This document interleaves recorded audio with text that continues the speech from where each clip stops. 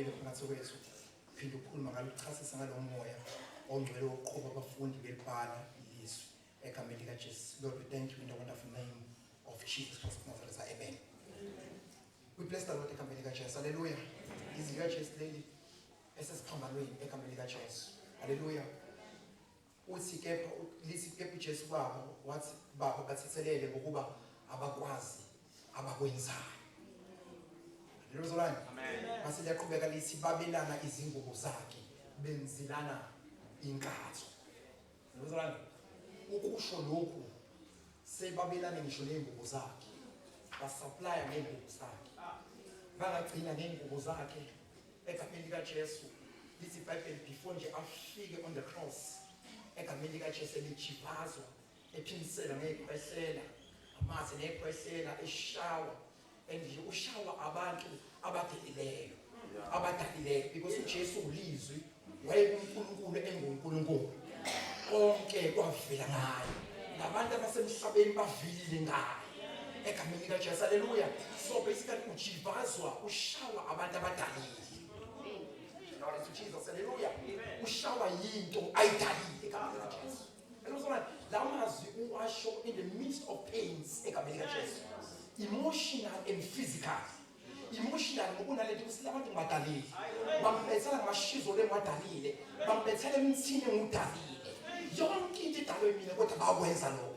Hallelujah. He's feeling pain, physical and emotional. That's right. Listen iBhayibheli. Listen iBhayibheli ngifuna sambela nje basana ngifuna ukuphuthuma. Abantu bema okay no. Uthi ngokuba abakwazi abakwenzayo. According to their perspective, bayazi ukuthi benza. Njengoba bemshaya, bamshaya ukuthi bembula. Ba intentional. Ba intentional into babona indlela aba kuze kufike la kwi-cross kusukwaphi. You could see what these guys are very intentional. Ngalento abayenza. But according to God's perspective, they don't know what they are doing. Hallelujah. Abazi abenza abakwenza. Asi u1 Corinthians chapter 2 verse number 8 ngokuba uma bebekwazi babengayi kuyibethela esiphambanweni inkosi inkasi ngokuba babazi siyabonga uNkulunkulu akufihla ukuthi ubani. Hallelujah. Ngabe le celebration ayikho kube sokamphulekile kubo ukube kuthiwa babazi ukuthi inkosi yamakhosi le yonke into ivele nayo ngaphandle kwayo kuvela ngamuntu babengeke bakwazi ukuyiphanyeka but siyambonga uNkulunkulu wasitheza emehlweni abo lo uthi ngokuba ube babazi babengeke bayibethela inkosi igazi kubo. Siyabonga abanye abantu abasilindele la sikhona. Siyabonga abanye abantu abasilindele la sikhona babethi bakulahla kanti uzoba yinto ethize. Uma ngireflecta kwimpilo yami ngaleli verse ngiyakhumbula mina ngizalile mina ngaphila kuba wongiphika kwaze kwamphonga sengibonakala ukuthi hey amahlonhlo wakho indlela ezakho zoboshwa kuzokuza uzoboshwa wena egameni likaJesu. Phezu kwalokho sekunjalo kodwa wangasupport. Phezu kwalokho sekuthiwa nawo amanhlonhlo awakho nendlela ehamba ngayo nendlela ezahamba kodwa still wangasupport. Hallelujah. Ngiyakhumbula ugogo edlule ekhaya ubona umuzi wasekhaya. Ngiyakhumbula ugogo ebona umuzi wasekhaya sayibona engane isiyenze nje ekhaya ngoba ukube babazi babengeke beklahle. Ukube babazi babengeke beklahle egameni likaJesu. Siyabonga ukuthi bakulahla ngoba kwenza ukuthi ufike ukhona.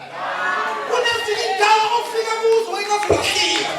Ake bamlahla uJoseph egameni likaJesu. Ake bamlahla uJoseph egameni likaJesu bamdile ngayo. Hallelujah. Kanti uzoba inkosi yokudla la. Kanti uzofika isikhathi sendlala.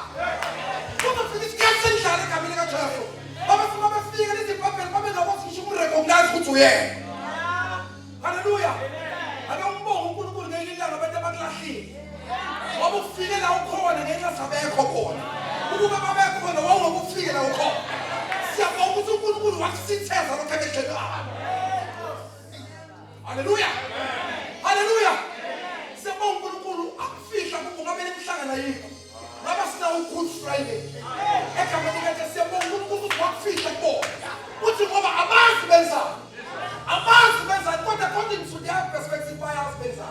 ababulala bafuna ukubulala kodwa ngokaNkulunkulu abazi. uJesu lithi iBhayibheli uJesu lento yakhe esiphambano yaba kwi-fulfillment ngenxa yokuthi babengazi wakapitalize in their ignorance. God capitalized in their ignorance egameni likaJesu. Baningi uNkulunkulu akapitalize kwi-ignorance yabo yingakula ukhona egameni likaJesu. You should thank God ngabanye abantu abalahlile usifike la ukhona egameni likaJesu. God bless the Lord. Alibonge igama lenkosi. NgingokaMpinga Isibongo.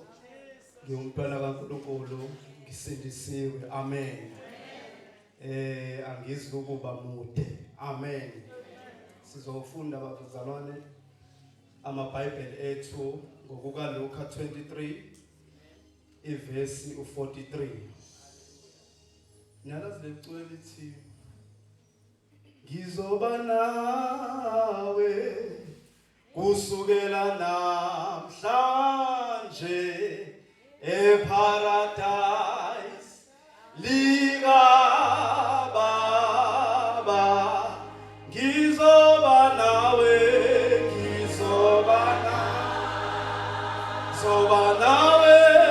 kusukela namhlanje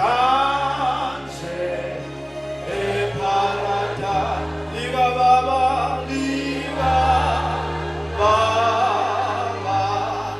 Gizoba nawe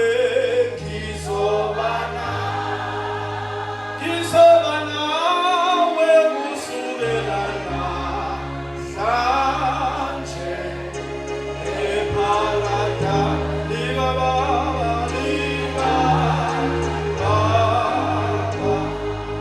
ongivumayo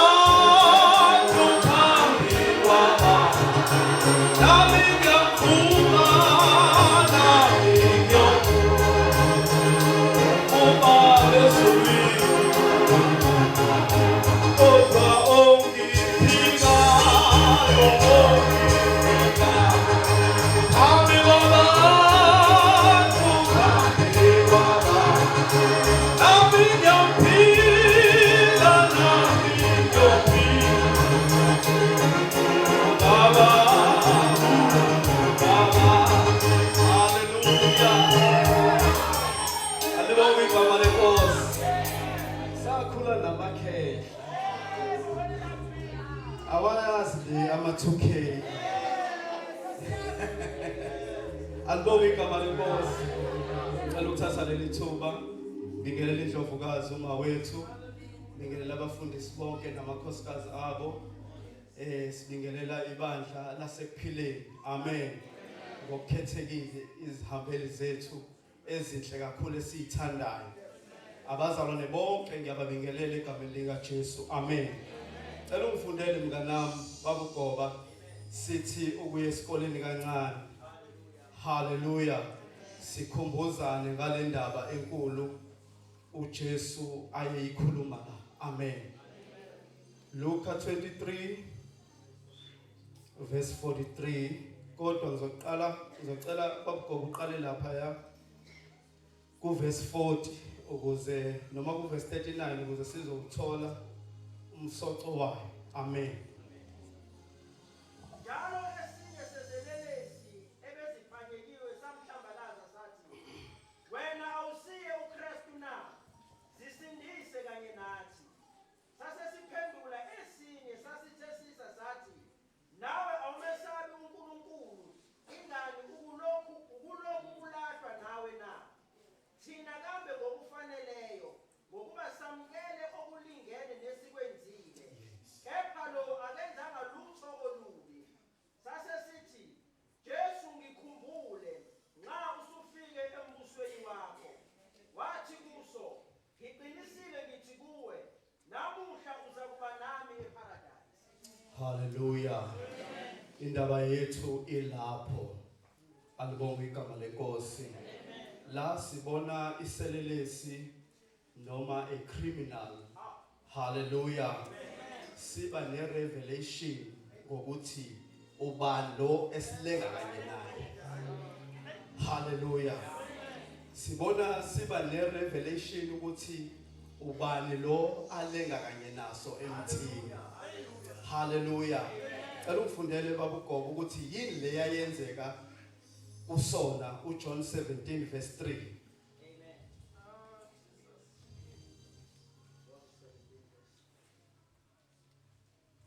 Lokhu-ke bayakukwenza ngokuba bengamazanga ubaba nami. John 17 verse 3 babugoba. Uyena lo baba. Yes. Lokhu-ke bayakukwenza ngokuba bengamazanga ubaba nami. Ngokuka John, yes, ngokuka John. Yes, ngokuka John 17 verse 3. Ukuphila okuphakade yilokhu, ukuba bazi wena uNkulunkulu wedwa oqinisileyo nomthumileyo uJesu Kristu. Ukuba bazi wena uNkulunkulu oqinisileyo noJesu Kristu omthumileyo. Njoba ngisho ukuthi sibona iselelesi noma isigebengu siba ne revelation sokuthi uJesu kahle kahle lo noma this is Messiah lo engilenga naye la. Lesiselelesi sikwi process ye repentance. Hallelujah. Alibonge igama lenkosi. Enye yama sign e repentance ukuthi umbone uJesu.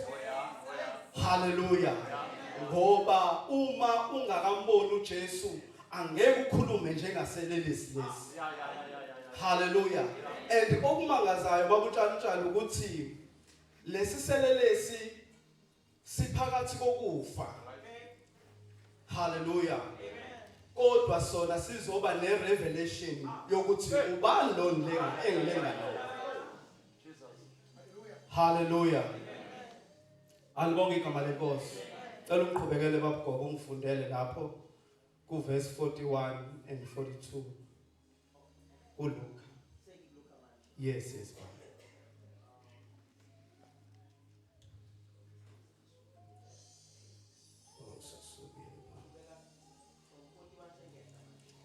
Yes, 123 verse 41, 42. Thina kambe 41 sasesiphendula esinye sasithethisa sathi, nawe awumesabi uNkulunkulu, ingani ukulokhu kulahlwa nawe na? Thina kambe ngokufaneleyo, ngokuba samukele okulingene nesikwenzile. Kepha lo akenzanga lutho olubi.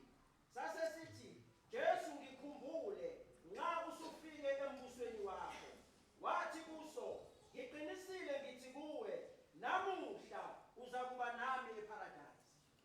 Hallelujah.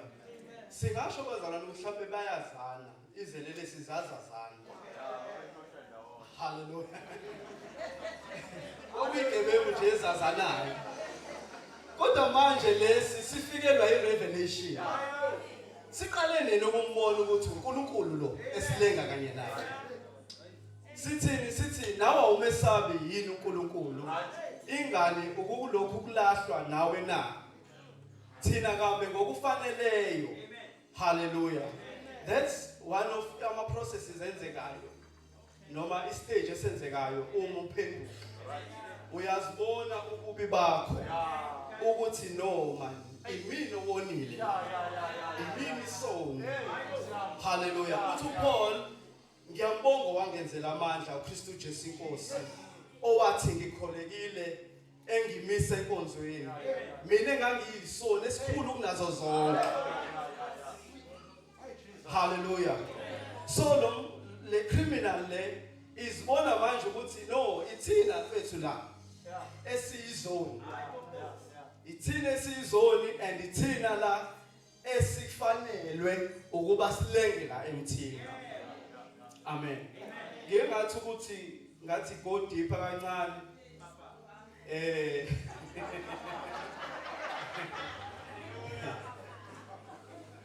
Right. Lapha esiphambanweni kwakuyinto yama-Persians, ne? So ngalesikhathi ke kwasekubusa amaRoma kanjalo. So amaRoma ayithatha kuma-Persians lento le yokuphanisha umuntu aze afe esiphambanweni. So into emangazayo la uJesu kulelizwe esikulona eluvuthonda kwale ndawo namhlanje. Uthi namhlanje ngizoba nawe eparadise. Kanti esiphambanweni bekuthatha more than 6 days or 7 days ukuthi umuntu afe. Ngoba bekufanele afe esebuzwile ubuhlungu. Inhloso yesiphambano kwakuwukuthi uzwe ubuhlungu uze ufe. Hallelujah. So manje into emangazayo la nesignificant. Hallelujah. Nebonakalayo ukuthi lento yekuba sesiphambanweni kaJesu kwakuyi fulfillment of our scriptures. Right. Hallelujah. Ukuthi ku Exodus chapter 12 verse 47 ngeke sawufunda. Kukhona la amawondlu ayehlatshwa wonke umndeni nomndeni. Uba uBishop ubeyisho lentizolo. Kodwa kukhona iwundlu ekwakuthiwa leli alingaphulwa amathambo. Hallelujah. Leyo ncwadi kaExodus. Take your time ulifunde. Hallelujah. So manje sesila kuvuthondaba ke manje. Hallelujah. Okay, asiye ku42. Sase sithi kuJesu ngikhumbule nxa usufike embusweni wakho. Yamangaza le ndaba yaleselelesi. Sazi ngani ukuthi uJesu unombuso oqala. You know, in order for you ukuthi ukwazi ukufunda iBhayibheli kahle, kufanele uyibuze imibuzo along the way. Hallelujah. Sazi ngani ukuthi uJesu unombuso ngoba umuntu nje, umuntu lo ulenga kanye naye. Hallelujah. Kodwa manje sithi Jesu ungikhumbule embusweni wakho. Wathi uJesu ngiqinisile ngithi kuwe namuhla uzokuba nami eparadise. Hallelujah. Ngike ngathi ukuthinta lokho kafishane ukuthi uJesu wayazi ngani ukuthi uzofa ngoba bekuthatha isikhathi ukuthi uma ulengisiwe esiphambanweni ufe. Ngoba bekufanele uzwe ubuhlungu. So sekuyi fulfillment ka Exodus le chapter 12 ukuthi kwangafanele aphulwe amathambo uJesu. Uyilelo wundlu lelo esalibona kuyisithunzi engakufanele okwangafanele liphulwe amathambo. Ngoba bayiphula izelelesi zowu2 amathambo. Kodwa ngenxa yokuthi uJesu wayesevele efile asibanga khona isidingo sokuthi aphulwe amathambo. Sisakhona bazalwane. Hallelujah. Uthi ke ngiqinisile ngithi kuwe namuhla ngizokuba nawe eparadise. Yini ke paradise bazalwane? Hallelujah. Sengizohlala phansi ngicela nje ukuchaza le ndaba yeparadise. Leli gama kwi-New Testament limentionwe 3 times. Okay. Amen. So when mentioned 3 times, ngeke sil-ignore nje. Hallelujah. Limentioniwe lapha ku 2 Corinthians chapter 12 verse 4. Laphinde la mentionwa ku Revelation 2 verse 7. Ungasifundela nje babugoba kangifishane ukuze sizokwenza ijustice ungabi ukuthi siyaqagela. Hallelujah. 2 Corinthians chapter 12 verse 4. Ukuthi wahlwithwa wayiswa eparadise. Yes. Wezwa amazwi angakhulumekiyo okungavunyelwe ukuba umuntu awakhulume. Revelation 2:7.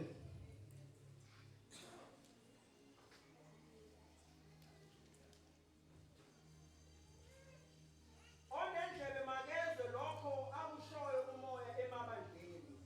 Okobayo ngiyakumnika ukuba adle kuwo umuthi wokuphila oseparadise likaNkulunkulu.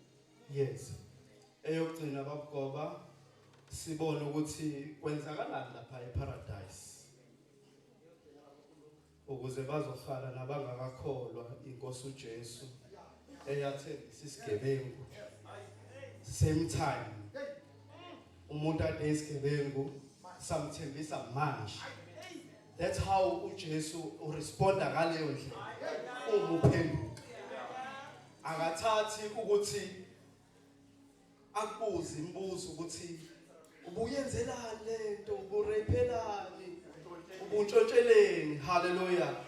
La sifunda ukuthi uJesu uresponda kanjani kwiselelesi noma umuntu ephenduka. Uthi namhlanje. Hayi kusasa, namhlanje. Nongazi namhlanje ukuthi kuyaphendukwa. Hallelujah. Chapter 20 verse 4 babugoba bese ngiyohlala phansi sithi ukuchaza indaba yeparadise. Revelation 20. Yes sir. Ngase ngibona isihlalo zobukhosi bahlala kuzo banikwa ukwahlulela. Ngabona nemiphefumulo yababenqunywe amakhanda ngenxa yokufakaza ngoJesu nangenxa yezwi likaNkulunkulu. Ngifundele ngesingisi anele.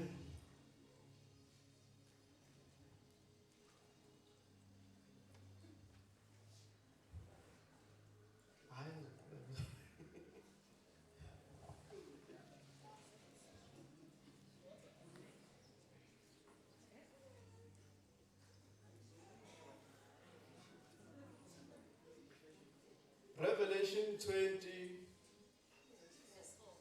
verse 4. And then I saw thrones, and sitting on them were those to whom judgment, that is the authority to act as judges, was given. And I saw the souls of those who had been beheaded because of their I saw the souls yalabo abafa benqunywa amakhanda abangalamukelanga uphawu lwesilo abahambe emhlabeni njengoba benqunywa amakhanda kushuthi babefile labo bantu kodwa manje basendaweni enjani bazalwane eparadise. Qhubeka kanele. I saw the souls. And I saw the souls of those who had been beheaded because of their testimony of Jesus, Yes. and because of the word of God, and those who had refused to worship the beast or his image, and had not accepted his mark on their foreheads and on their hands. And they came to life and reigned with Christ for 1,000 years. The rest of the dead, the non-believers, did not come to life again until the 1,000 years were completed. This is the first resurrection.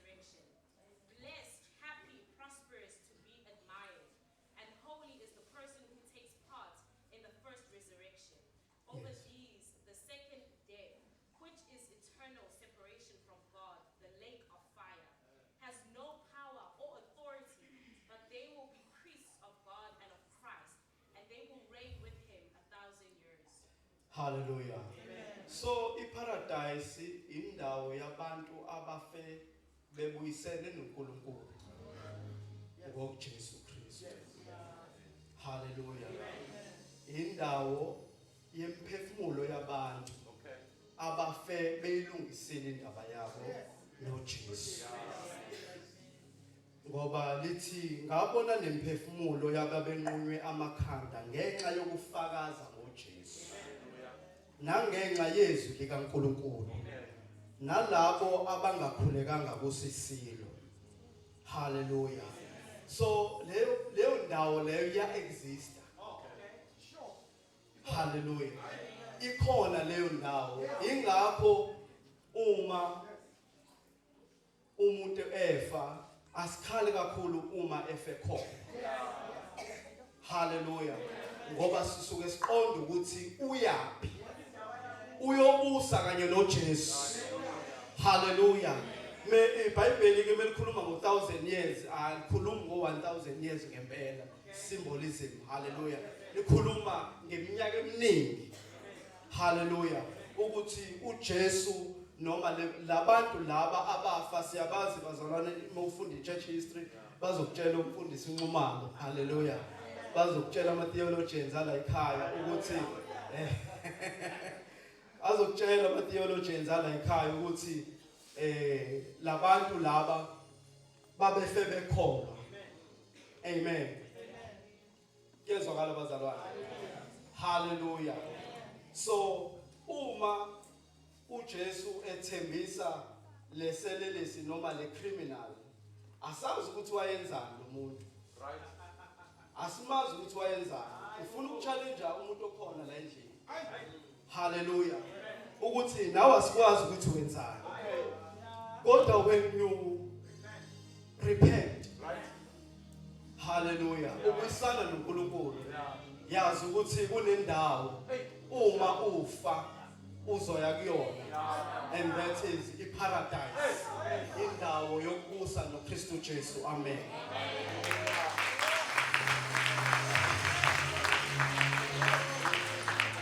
Hallelujah. Amen. Asibingelele egameni likaJesu kwintokozo ukuthi ube khona kanye nathi in the mighty name of Jesus. Acknowledging the grace upon ubaba wethu egameni likaJesu, elela ama-elder onke egameni likaJesu, abafundisi bethu bonke in the mighty name of Jesus, kanye nehamento elingcwele likababa uNkulunkulu ibandla lonke likathi amen. Hallelujah. Amen. Uyababazeka uNkulunkulu, iyazeka imisebenzi yakho kusukela esizukulwaneni kuya esizukulwaneni. Sibonga iGolgotha, sibonga iCalvary ngomsebenzi opheleleyo.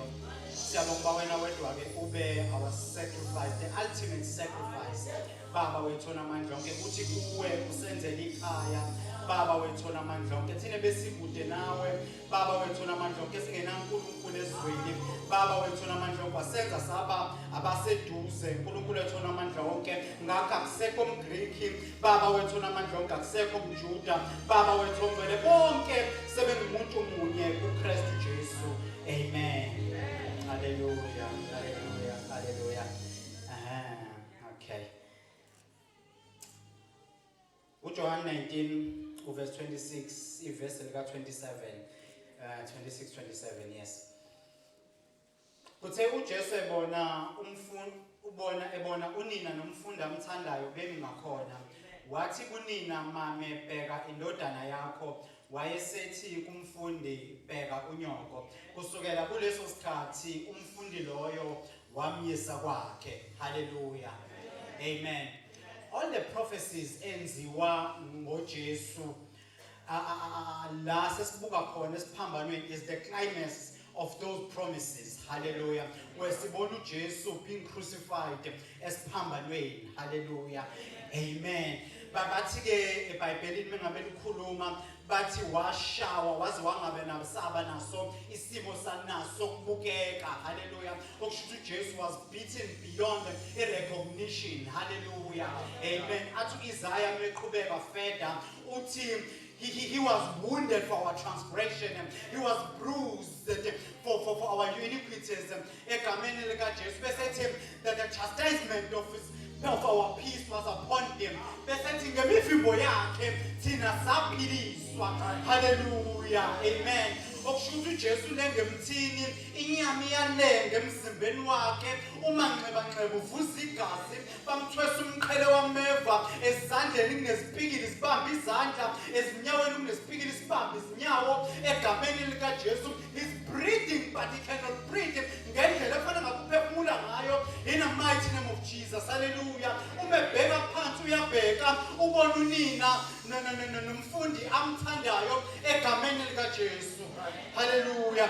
uJesu asesiphambaneni kunenhlungu akuyo egameni likaJesu ngoba it was customary for amaJuda ukuthi the elder son uma ngabe uyise sedlulile emhlabeni kube ngiyo ethi take care of unina egameni likaJesu and the household of his father in the mighty name of Jesus.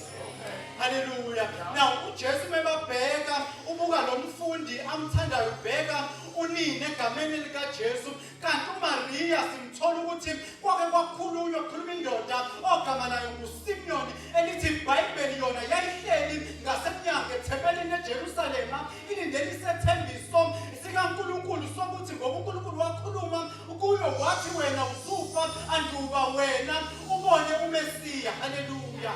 Amen. Bayamthatha uJesu bamletha ezandleni zakhe lusana uma bembeka ezandleni zakhe le ndoda ibheka ngaphezulu kuNkulunkulu owaletha isithembiso egameni likaJesu ithi ke umoya wami sangisumbukisa kahle inceku yakho. Hallelujah. Imindeni meyiqeda kusho njalo iyaphenduka iphendukela kuMaria.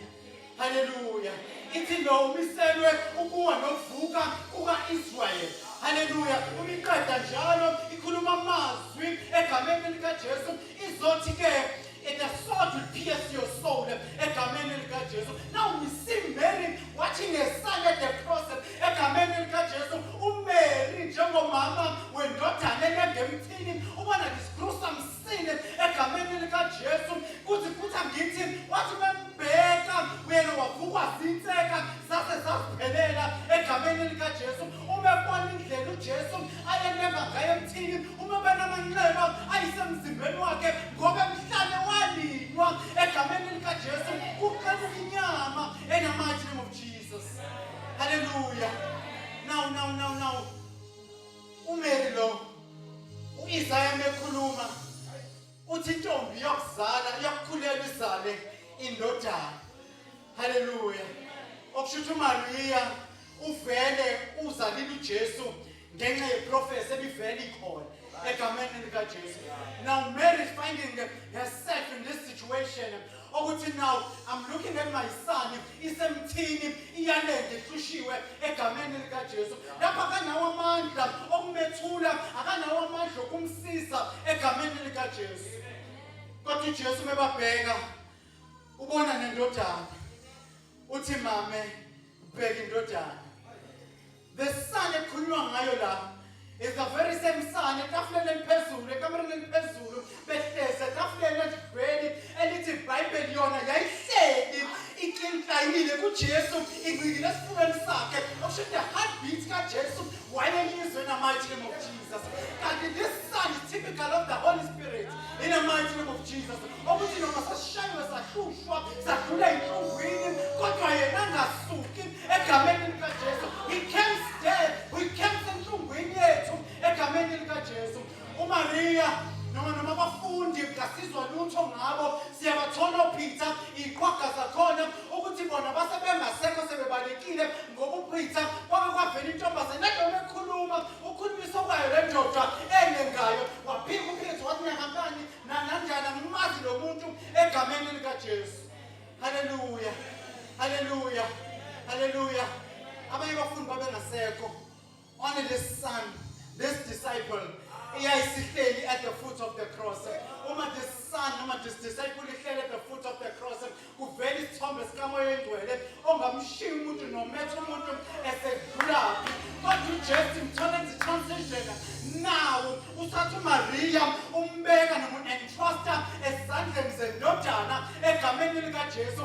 Mary represent the church egameni likaJesu, but the son represent the Holy Spirit in the mighty name of Jesus. Uthi uJesu angiyakunishiya angiyakuniyeka usho ngokuyazi ukuthi ukhona ozayo yakukhaya and tabernacle in us egameni likaJesu. Athi masekuleli kithi in the mighty name of Jesus sifese ngelesithembiso sikaJesu ngoba akasekho yena kithi enyameni kodwa ngomoya ukhona ngomoya engcwele.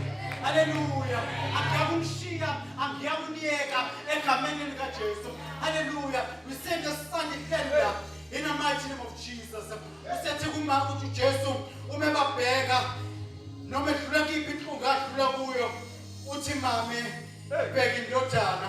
Usethi indodana bheka unyoko. Umuzwa lamagama uJesu mewasho ethi woman is not a derogatory term in the mighty name of Jesus. It is the highest honor ngesiGreek ukubiza umama kanjalo uthi mame egameni likaJesu. Okusho uJesu noma yena bengemthine futhi igazi, but he can still acknowledge uma wakhe in the mighty name of Jesus. uNkulunkulu wasemazulwini afika phezu kwakhe waphazamisa iagenda yakhe egameni likaJesu. Ngoba uMaria wayeyintombi ezihambela nje ezishebana yoshada afana nabo bonke abanye egameni likaJesu, kodwa ubonakala ngesikhathi ekhulelwa ethola indodana enguJesu.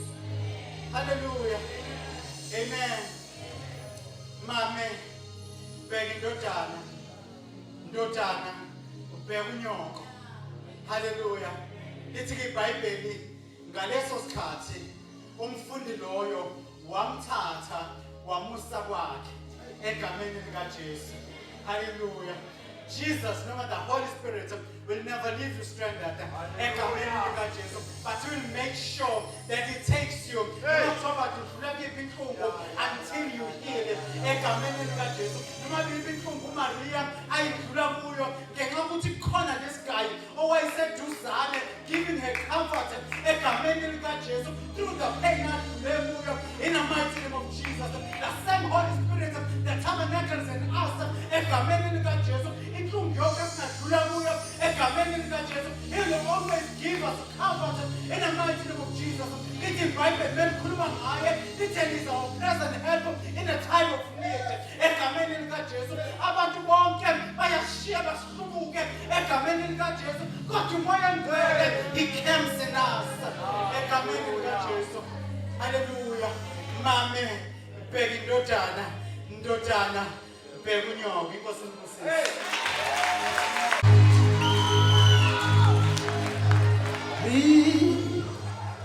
Phakanyisiwe esulwini emhlabeni nangaphansi komhlaba. Liphakanyisiwe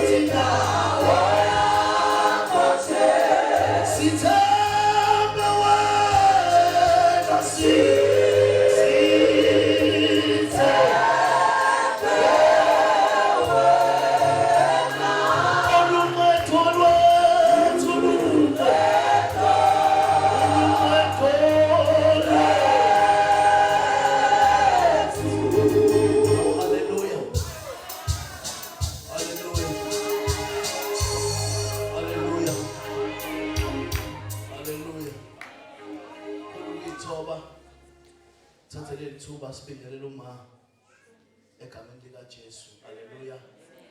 Babe ngekho phakathi kwethu abafundisi bonke fivefold ministry abazalwane bonke worship team siyanibingelela egameni lika Jesu. Haleluya. Wakangcoba isibongo umntwana kaNkulunkulu owenzela umusa ngelinye ilanga. Amen. Ngimlanga phambili bazalwane ngizosho izwi lesine kulo 2 minutes engisele nawo mase ngihlala phansi egameni lika Jesu. Haleluya. Siyabonga ithuba esiphinde salithola. Amen. Ngiyacela babugoba usifundele uMatthew chapter 27 verse 46 egameni lika Jesu. Elokugcina Isaiah 9 verse number 6. Amen. Emva kwehora lesishagalolunye, uJesu wamemeza ngezwi elikhulu wathi, Eli, Eli, lama sabachthani, okungukuthi, Nkulunkulu wami, ungishiyelani na? Amen. Isaiah 9 verse number 6.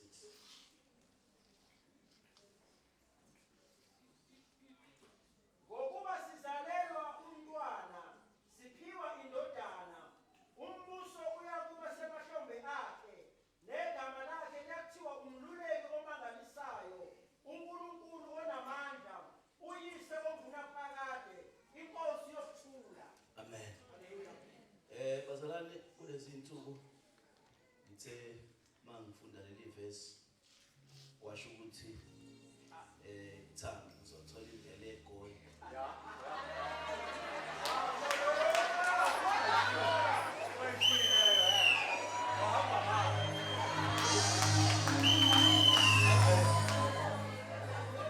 So lase ngigibela ibhanoyi. So mawugibela ibhanoyi uba sezulwini lokuqala. Inkosi yasiphosa leli verse. Amen. Hallelujah. Hallelujah. Ungene namatext. Amen. La siza uJesu for the first time simuzwe ekhala kuNkulunkulu ethi uNkulunkulu wami ungishiyelani la. Mhlawumbe before sihlale kulokho ngiyacela simbheke lo Jesu okhalayo. Ngoba Isaiah uthi sizalele umntwana siphiwe indodana. Ababhala kahle uma beveza uJesu baveza as umuntu o100% man. At the same time futhi u100% God. Amazwi uJesu ukukhuluma kwakhe nokukhala kwakhe for ukucheck ukuthi ubani okhalayo. Ngoba khona uJesu lo inyama ozalo Maria. Mase kuba khona uChrist oqhamuka kaNkulunkulu. Haleluya. Abonge igama lika Jesu. iBhayibheli lithi uMaria esehambisa umyalezo kuJesu uthi Jesu Lazarus uyagula. Lithi iBhayibheli uJesu wakhala. Kodwa manje before akhala lithi uthi lokugula akusikona ukugula kokufa kodwa ukugula okuzoveza amandla kaNkulunkulu. uJesu usho lamazwi basambikela ukuthi uLazarus uyagula. Lithi iBhayibheli esikhathi sihamba uLazarus wafa. Baphinde bawuhambisa umyalezo kuJesu bathi Jesu uLazarus lo mthandayo usefile. Lithi iBhayibheli uJesu waseyakhala. Manje lo isidala confusion ukuthi uJesu lo othe lokugula kusikhona kokufa. Kodwa manje the same Jesus okhipha amazwi yena futhi okhala. Okusho ukuthi lo kade ethi akusikhona kokufa akusiyo uJesu the flesh. Adonke igama lika Jesu. Kodwa uChrist onguNkulunkulu. Ngoba lo iflesh uma esezwile ukuthi usefile uyakhala. Okusho ukuthi asicheck incwadi ukuthi uma uJesu simuzwe ekhaya ubanga lokhalayo. Adonke igama lika Jesu. Ngoba uChrist akakhali ngoba uyakwazi uNkulunkulu azokwenza. uJesu ufika kwi-state la khona ezobuhlungu bokuhlukana noChrist. Okusho ukuthi manje akasekho usani sekusele uchild.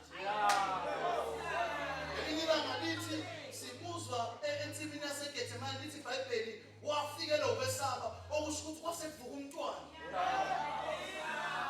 iBhayibheli lithi uNkulunkulu wasethumela ingelosi yamqinisa ngoba umntwana uyakudinga uqiniso baba. Bonke abantu kaJesu. Hallelujah. So now uJesu ufike kwistate la khona efeel ukuthi I'm alone. Ubaba akasekho. Yazi lento ngithe mangibuka ngayifanisa nalento ukuthi uma uhamba uye endaweni ongayazi uhamba nge-navigator.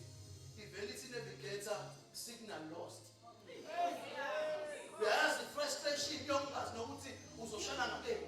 So uJesu kuleso state where ufika kwistate la khona ubehamba edlule imeni engalokuthemba ukuthi ubaba ukhona.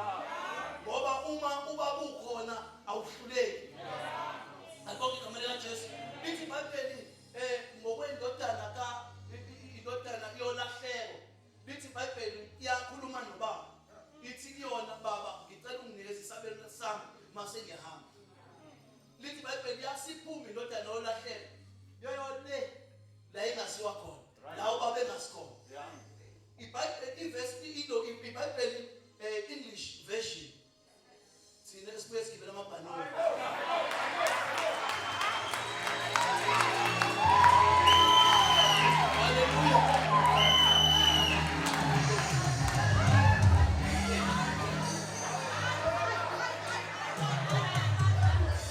English version is very specific. It's very specific. It's in few days. Ifa lendodana laphela. Ngoba uma bengekho izinto siyaphela. Ngizosho njalo emini ukuthi ungavuma ukuhamba engekho. Noma ungathola u10 million ungavuma ukuphatha uma bengekho. Abonke igama lika Jesu. One of the things ezasiza umshado wasekhaya ukuthi liphele iwayini ekhona. So my question is, umudlule intweni engeke ubaba ubikela bani? Ayibonke igama lika Jesu. Ngoba noJesu lithi iBhayibheli uyafike lesikhathi sokwesaba ubaba wakhe amqinise. Wena ungenawo ubaba uqiniso baba. Ila khona ibandla lihlukana khona. There are people kakhulukazi i-worship team or nabafundisi. Uthola ukuthi abafundisi bayizwa lento ukuthi ayisekho. Mhlawumbe ngenxa okwenza kwethu okubi somehow umoya ongcwele unuka thuli. Kodwa si-pretende as if usakhona engasekho. Bonke igama lika Jesu. Yenye yezinto uma ngakunika imfihlo bazalana edala ukuthi abafundisi abanye bakhetha ukuyothwala. Awukuthi abayizwa lento ukuthi akasekho. Bayizwa mase befuna i-supplement. Okuyinyanga. Ukuze bezovela as if lento ikhona ingasekho. So uma lento ingasekho wena wenze njani? Akubonge igama lika Jesu. Ngicela ukufunda ivesi lokugcina uma sengihlala phansi egameni lika Jesu.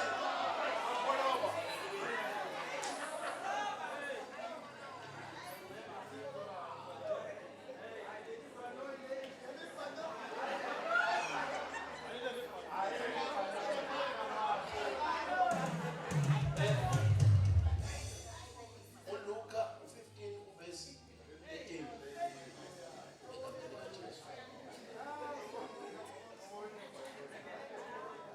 Luke 15 verse 18.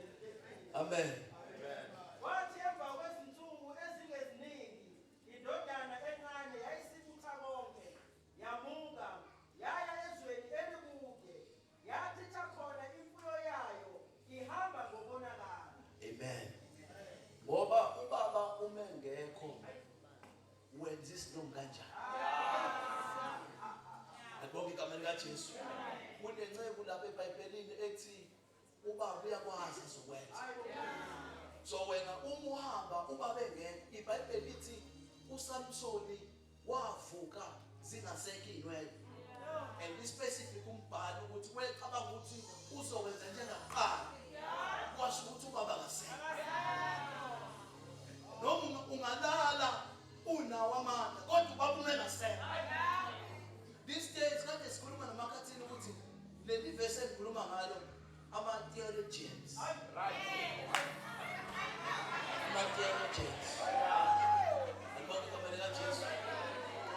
athi kunje ayacancel athi alikho. So uma sengenze research nami njenge-theologian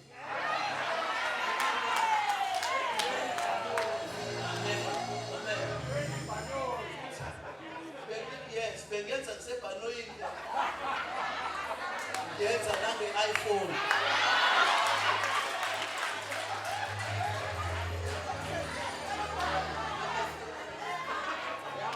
So uma sengenza research, ithi research konke okwenzakala kuJesu kwenzeka ukuze kugcwalisekele umbhalo. Okusho ukuthi uJesu whatever is going through it's because of umbhalo. Ayibonke igama likaJesu. Yonke into adlula kuyo uJesu ingenxa yombhalo. That is why uLazaro kuchapter 11 ushonile. Kuchapter 12 usesetafuleni. Ayibonke igama likaJesu. Okusho ukuthi umbhalo uyakwazi ukudlulisa amen. Kodwa in order for you to survive fanele uwazi umbhalo. Ngoba yabona uma sibukela iTV kunalomjida lo sengihlala phansi ekuthiwa unkunzi lo wakuzayo. Unkunzi into emenza abe stunning hayi ngoba estunning real but ingenxa yombhalo. Into emenza asurvive noma bemhlasela ingoba uyawulandela umbhalo. Okusho ukuthi noma yini umzalwane ongadlula kuyo icheke kumbhalo. Ayibonke igama likaJesu. uNkulunkulu makangibusise kahle.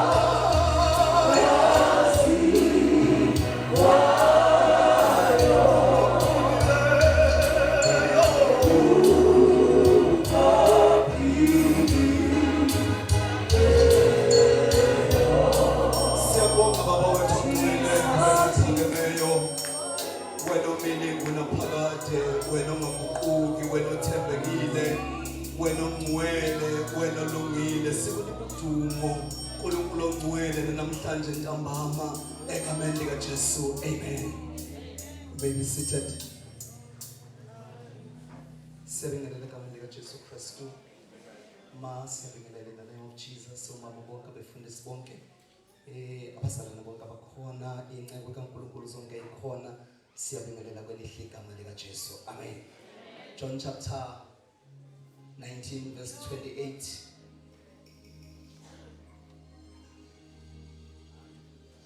Amen. Sizoyibhanoi. Ngoba ngiyacela nami ngishile. Ngimawuphinde. Zile izinto lapho babengizilile la lebhaneni.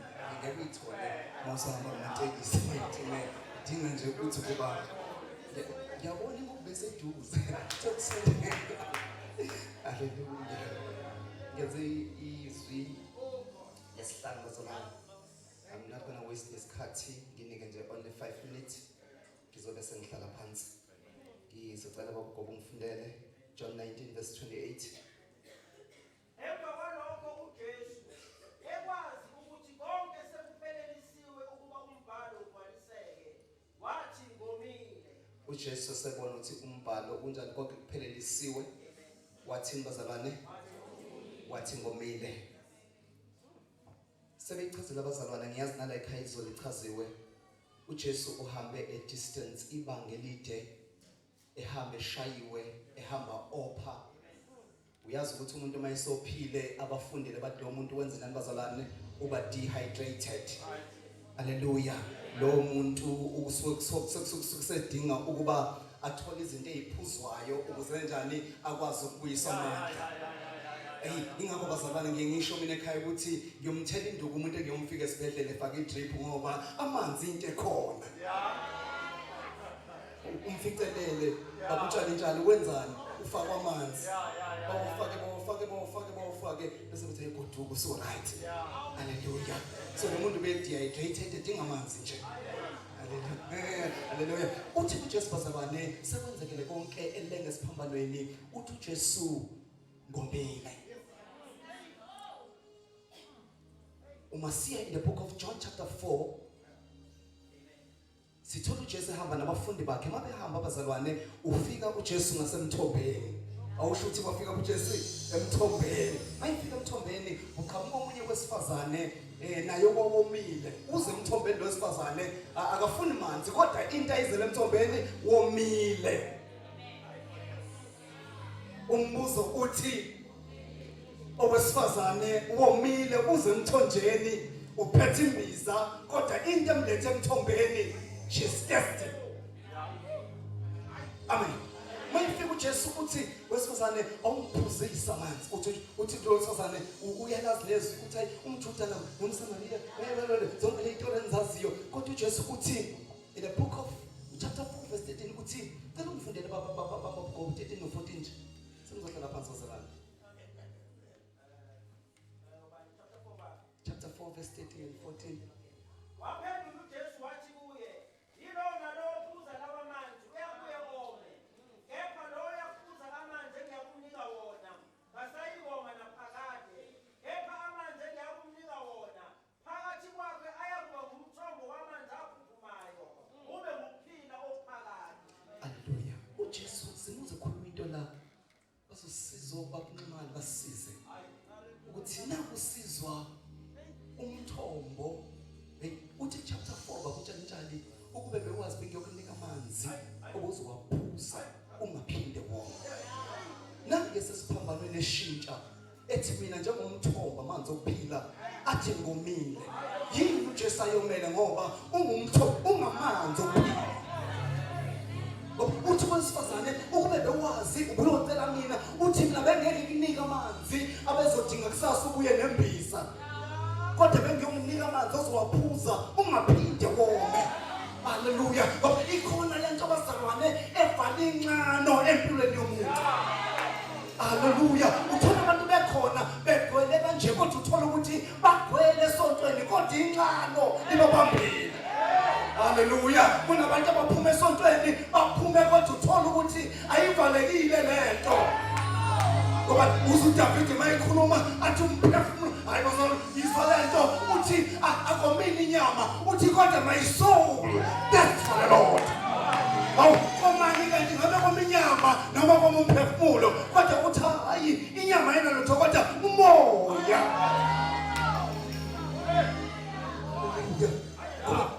Nalezi zinto eniyiphuzayo manje ayiphuzwa ngaphandle laba bala lezinto lamabhodlela ahlaza na brown yana niwaphuzayo awayivali lento uzwa noma umuntu eseyiphuzile lento ayiphuzayo mayisingenile ngaphakathi umuzwa ngaphakathi lo womile equbuka umuzwa edlile ethi ngisondele wakufuna into nje manje wena engathi incane nje iphelile wase wonke umuntu ephuzile kodwa uthola ukuthi umuntu ongaphakathi hayi uyafa ingane hayi bazalwane basebancane abazalwane boma abazalwane ikhona umthombo ophilisayo hayi bazalwane asikwazi ukoma sesida mawusungenela awukwazi ukoma Jesus, if you knew, ukube nje unjani lokwazi lokuzocela mina wathi nosozana wathi inkosi ngiphuzise wabona ukuthi ubengawadinga amanzi uthatha imbiza abeyithwele eyokha amanzi wayishapha wayesegijima wathi ngimbonile okwazokuvala inqala wathi ngimbonile lo okwazi ukuthi amadoda abantu aphephe mangidlula uthi wadlula umzalwane ngoba inkinga yakhe wayenqalela into zabantu khona Jesu umthombo uphila mawuphuze kuye ukuthi the streams of living waters will gush out iyaphophoma bazalwane within you abonanto eniyidingayo ukuyivana iqubuka isiphethu esiphethukayo in your life. Hallelujah. Hallelujah.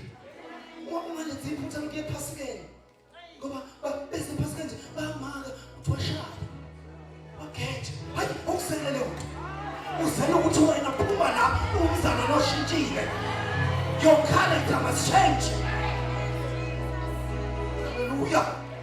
Abanye besela impilo yabo yamanyala kodwa mawusuphuzela ihlazo nje uyalazi.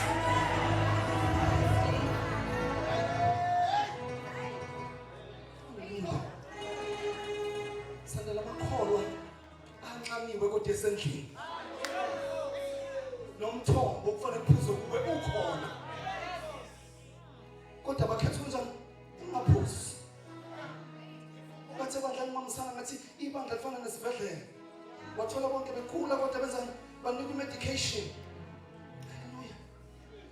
Makula nje ubona nje uqala nje ukukhishwa bazalwane imedication imedication edlula wonke iyasiza lento yabona uBP wakho lo mawungagwinya lo ugwinya nje lo yona yonke into oshukela bakho ugwinya muphi ugwinya lo your life will change. Siyathuka nje ngoba bazalwane kanjani abafuna ukuphila a holy life. Lento kungcwele batawuthi into eyiculo cha as a believer you must be holy. Mosumukele lo mthombo ophila uthi mawuqubuka ngaphakathi ukukhuza uthi umntwana kaNkulunkulu akakwenzi lokho. Athi Jesu kanti let your living water flow over my soul.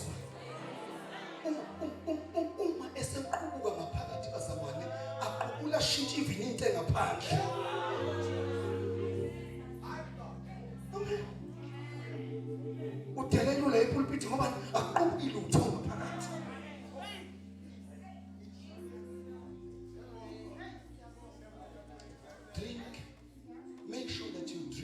lizwana lo mthombo awuphuze kuwo mawuphuze kuwe you will never be the same mawuphuze kuwo angeke ufane bazalwane God bless you.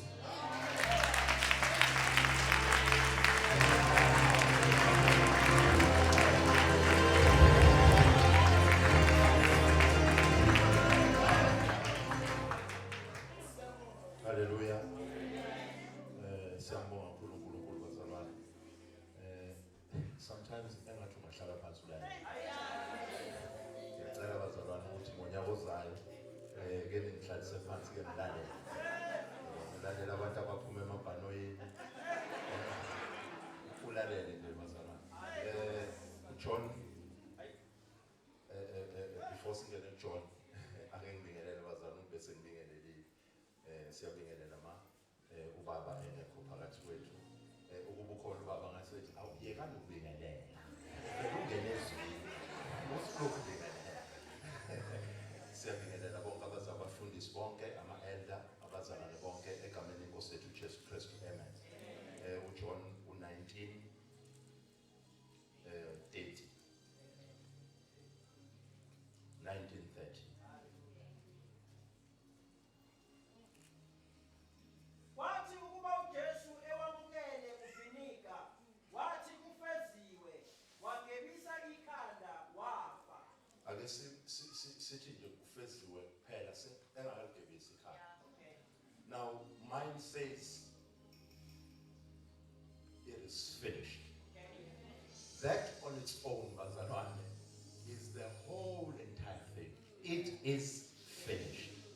Now when Jesus says it is finished, that is the beginning of our Christian life. Siqala uma yena eqeda. Because when he completes the assignment, that is the beginning of us. Because ayikho thina esekufanele bese siyayiqedela ngoba yena useyiqedile. It is finished. What is it that is finished? Bazalwane, into la eqediwe is the cup that he prayed for in the Garden of Gethsemane. The cup full of sin, the cup full of condemnation, the cup full of sickness, the cup full of everything ebhedayo, ebikhona, ebifanele umuntu. He drank it all. Uthe uma eseyiphuze yonke wayesethi it is finished. God's assignment ngesono, it is finished. The first recorded words kaJesu uma efika emhlabeni arekhodwe eBhayibhelini uthi uma wakhe, don't you know ukuthi I am here I'm about my father's business. Uma esesibambana ukuthi it is finished, kusho ukuthi my father's business is finished. Jesus came here for a business, to finish it. Indaba yesono has been completed. It is finished. What was finished is God's judgment. Under law, judgment is bigger than the sacrifice. Elijah uthe uma ethatha the 12 stones phambi kwabapostoli phambi kwabaprofethi bakaBhali. He took the 12 stones, wabeka umhlatshelo, wathi akuthelwa amanzi.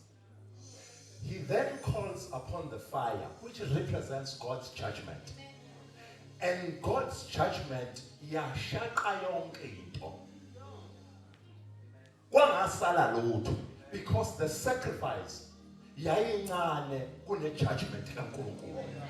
Kodwa, when it comes to Christ, our sin sacrifice, the sacrifice becomes bigger than the judgment. Because uma isihlale kuye yonke into the judgment upon him, he still survives and he still says, it is finished. God's law was fulfilled. God's righteousness was satisfied. God's holiness was satisfied. Because, yonke into uNkulunkulu ayefuna ukuyifeza ngento yesono yafezeka. Ingakho uJesu avuka kwabafileyo ngenxa yokuthi yonke into yafezeka. If God was not satisfied, uJesu wayengekavuki. Ingakho uJesu uma evuka efica abafundi bethukile betremblisha uthi peace be upon you, because this peace is founded on the foundation of the righteousness of the finished work. Once wamukela uJesu namuhla, you are complete in Christ. Ufana nomKristu wamamukela 10 years ago. You are complete namuhla. Uyikholwe liphelele today because you starting from the finished work of Christ. It is finished. It's done. It's finished.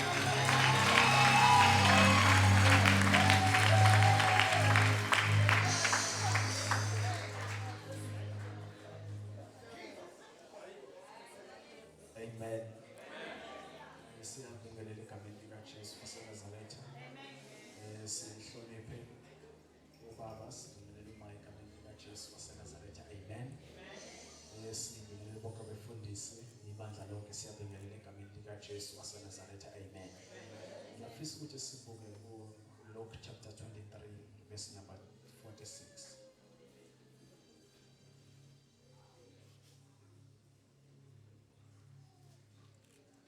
Luke 23 verse number 46. uJesu wamemezwa ngezwi elikhulu wathi, Baba, ezandleni zakho ngiyawubeka umoya wami. Eseshilo lokho wafa. Amen. Singavala amabhayibheli ethu sibuke ngapha. Amen. The New Testament is hidden in the Old Testament. And the Old Testament is revealed in the New Testament. Now, kwakukhona usuku olalubizwa ngokuthiwa usuku le-atonement. Ngosuku le-atonement kwakuwusuku la khona kwenziwa khona i-sacrifice. Le sacrifice uma yenziwa eyokuthi kuxolele zonke izono zabantu bakwa-Israyeli. And lolu suku lolu lwalu-accommodate wonke umuntu, onakho nongenakho, ompofu nocebile. Ngoba ngalezi zinye iy'nsuku lungakafiki usuku le-atonement, umuntu onile ebethatha isilwane anaso bese ayocela uxolo anikeze umpristi. Kodwa lo obekade engenayo imfuyo engenakho ebelinda lolu suku lwe-atonement. Now ke lolu suku lwe-atonement lu-accommodate wonke umuntu. Now lolu suku ithempeli belivulwa ekuseni ngo-9. Then bese kuthi ngo-3 ntambama bese kuyaqala ukwenziwa lenkonzo ye-sacrifice. Bekuba khona iy'lwane ey'mbili. Bekuba khona isilwane esibizwa ngokuthi i-load goat. Bese kuba khona esinye sesibili ekuthiwa i-scapegoat. Lesi ekuthiwa i-load goat, umpristi ebesithatha. Uma esesithathile abeke isandla sakhe phezu kwekhanda lalesi silwane. Bese ke athi ke zonke izono zabantu sezibalelwa la phezu kwalesi silwane. Then enze umhlatshelo ngalesi silwane, nge-load goat. Uma senze umhlatshelo athathe igazi lalesi silwane angene ethempelini. Ayofafaza kasikhombisa ngaphakathi ethempelini. Ase athathe enye ingxenye yegazi ayibhece empondweni ze-altare. Ngalesi silwane lesi ekuthiwa i-load goat. Now bese kuba khona esesibili ekuthiwa i-scapegoat. I-scapegoat sona bekuyisilwane esingabulawa. Kodwa umpristi ebe-asayina umuntu othile azomkhetha, ozothatha lesi silwane lesi ahambe naso aye endle noma ehlane afike asishiye khona size sizifele sona singabulawa umuntu. Asambe ke manje siye kwi-New Testament siyobuka uJesu. Ngamhlazana uJesu eseqedile amacala akhe. Ngoba icala likaJesu kwakwelokuthi lo uzibiza ngokuthi uyindodana kaNkulunkulu. Futhi uthi yena uyinkosi yamaJuda. Now ilona cala ke lelo uJesu elamenza ukuthi aze ayobethelwa. Amen. Now kuthiwa ke kwakukhona isigebengu la ekuthiwa uBarabas. Lesi sigebengu leso ke kuthiwa naso kwakumele ukuthi siyobethelwa. Kanti sizoba nenhlanhla yokuthi kukhona uJesu. Now uPilato ke wayese ekhipha uJesu wakhipha noBarabas. Wayese ememeza phambi kwabantu ukuthi nginikhululele bani uJesu noma uBarabas. Kuthiwa inhlangano yonke yesiyamemeza yathi sikhululele uBarabas bese uJesu uyombethela. Now uJesu uma ngalesikhathi kwenzeka lento ukuthi abantu bathi sibetheleni uJesu nisikhululele uBarabas. uJesu la uvela equalifya as a Lord God. Eyimfu ethwala izono zabantu. Ukuthi izono zethu zathwalwa nguye. Esikhundleni sokuthi kuthina siyene ekufeni kodwa uye owaya ekufeni. Uthi ke uJesu la uma kukhululwa uBarabas bese ubethelwa uJesu. uJesu la uvela equalify as a Lord God. Number 2, a scapegoat. Imvu le ezifelayo kodwa engabulawa umuntu.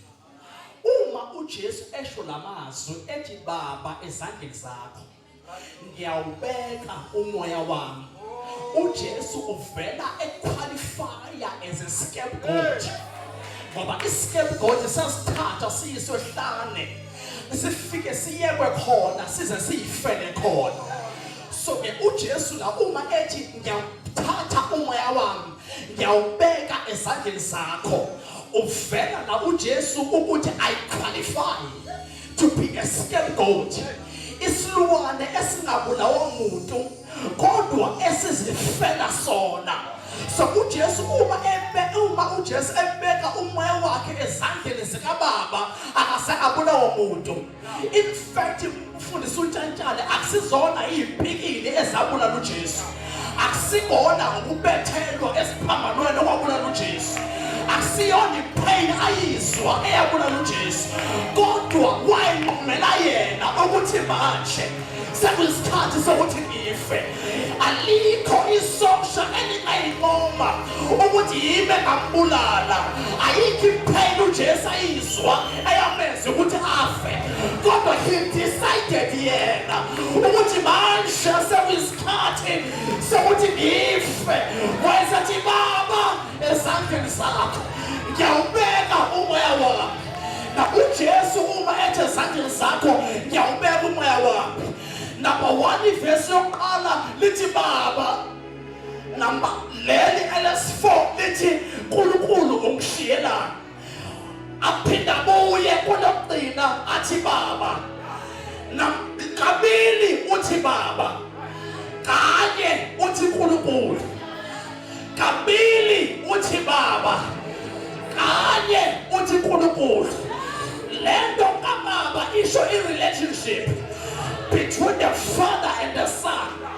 Uthi uJesu indawo esafe la ngingabeka khona umoya wami akusiyona kwenye indawo kodwa ukuthi ngiwubeke ezandleni zikaBaba. Ngifuna ukumemezela namhlanje ntambama ukuthi the safest place la ungabeka khona impilo yakho isezandleni zikaBaba. Siyaqinwa esandleni somusa noma ungathini. Ngiyamemezela namhlanje ngizothi ikhona indawo safe la ungabeka khona impilo yakho. La ungabeka khona impilo yakho sikhona isandla somusa, isandla sophakameyo, isandla esinamandla negunya babe ezandleni zakho ngiyawubeka umoya wami engathi ungasho njalo uthi ifamily yami ngiyayibeka ezandleni zikababa imali zami ngiyayibeka ezandleni zakhe abantwana bami ngiyababeka ezandleni zakhe ibhizinisi lami ngiyalibeka ezandleni zakhe babe indawo esafe la ungabeka khona isandla sikaSimakade uthi uDavide ngiyakhetha ukuba ngawele esandleni somuntu kodwa ngiwele esandleni sikaJehova siyaklindwa esandleni somusa. My last point bese ngifaka phansi uthi umbhalo wamaHebheru lapho kukhona iTestament kumele kubikwe ukufa kowalenzayo bese ethi iTestament alibi namandla uma esakhona owalenzayo kodwa kumele kuqale kufe owalenzayo ukuze iTestament libe namandla. Iliphi iTestament akhuluma ngalo?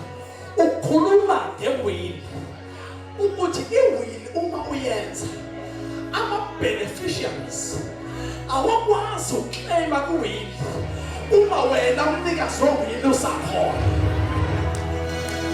kodwa kumele kuqale kufe umnikazi wewili so that laba ababhaliwe kuwili bese bayakwazi ukuyoclaima banama-benefit ewili uma uJesu efa esiphambanweni ethi baba ngiyawubeka umoya wami ezandleni zakho efa leyo nto leyo asiyikhaleli kodwa siyayicelebrate ngoba we understand ukuthi wasenza ama-beneficiaries wayesesinikeza iwili ngokufa kwakhe ngakho-ke sihamba siphethe iwili yini iwili yethu yizwi lakhe siphethe iwili la ezwini likaNkulunkulu kukhona ama-promises kukhona ama-benefit abantwana bakaNkulunkulu ithini iwili kaSimakade ithi nemivimbo yakhe thina saphiliswa ithini iwili kaSimakade ithi nemicabango emihle ngawe hayi yokubulala kodwa ukuphumelelisa ithini iwili kaSimakade ithi ubusisiwe ungena ubusisiwe uphuma ithini iwili kaSimakade ithi asikho isikhali esenzele wena esiyophumelela ithini iwili kaSimakade ithi uzungeziwe ngemuva nangaphambili wabeka isandla sakhe phezu kwakho ithini iwili kaSimakade ithi uhle nomusa yakulandela ithini iwili kaSimakade ithi umuntu uma uKristu Jesu uyisidalwa esisha okwaqala kuyadlula bheka sekuvele okusha ithini iwili kaSimakade ithi therefore uma usuKristu Jesu awusekho ekulahlweni ithini iwili kaSimakade ithi mkhulu akithi kunaye osezweni ngokufa kwakhe sanikezwa iwili. We are the beneficiaries of his will. Baba ezandleni zakho ngiyawubeka umoya wami. God bless you.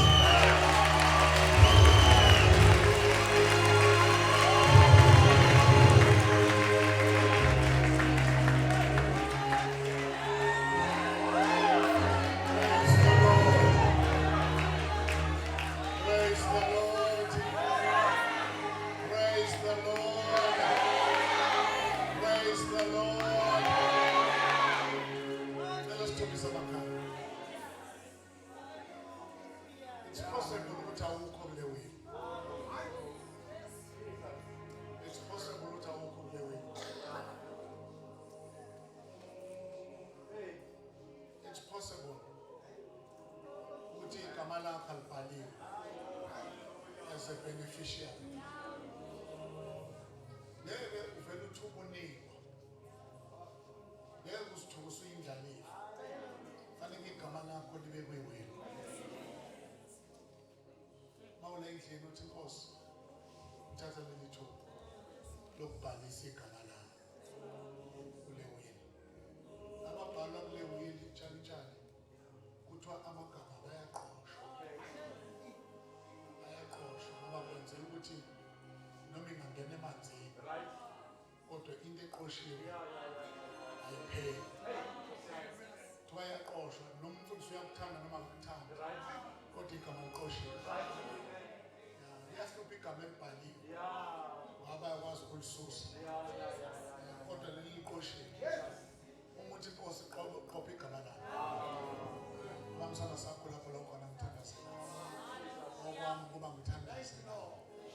Mawuthi Nkosi bhala igama lakho. Abamsana sakho ngithandaze nawe. Ngesibonisa nje siphakeme. Khona omunye uthi Nkosi bhala igama lakho. Bhala igama lakho. If you are here ngithandaze becela labaphambisana bame ngenyawo. Vele ube ngenyawo la ukhona nje. Nkosi bhala igama lakho. Enye into ukubhalwa kwegama esontweni kodwa enye into ukubhalwa kwegama kuyiwili. Bakhona esibabhala esontweni kodwa abangekho kuyiwili. So ke la akukhulunywa indaba yesonto. Usemva kakhulu. Uma usafuna isonto hamba ujoyina noma ilini. La sikhuluma ngabathi Nkosi bhala igama lakho kuyiwili. Ngicela bakuyena yasonto la ngaphambili lethi